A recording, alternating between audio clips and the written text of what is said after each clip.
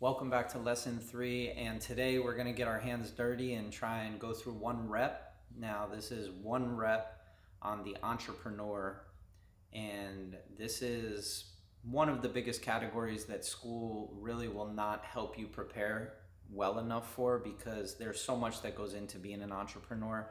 But the goal of today's lesson is just to walk through the exposure, experience, and expression that you would take in order to do one rep of improving the entrepreneur within yourself.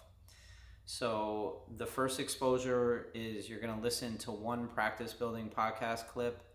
We've provided a couple below, and we're going to have you ask one chiropractor a business question that is something that's maybe coming up for you, something that's of interest, and we're going to get you to take their insights and shift it into your identity and answer the question of what kind of practice do I want.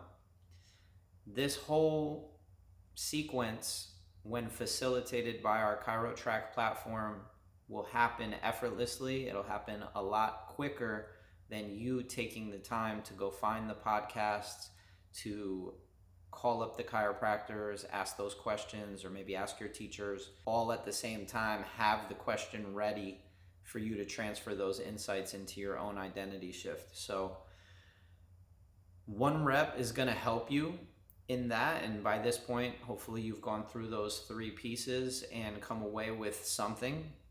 But my encouragement to you is to zoom out and see that with dozens of reps like that across every aspect of the inner state and all 4 years of school, you're going to develop confidence, clarity, certainty.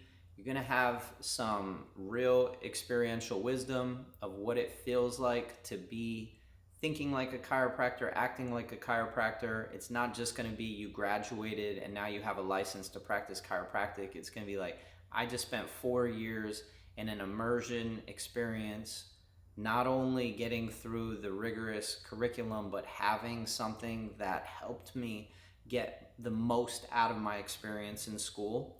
And it's really that sequencing that I think you need to think through.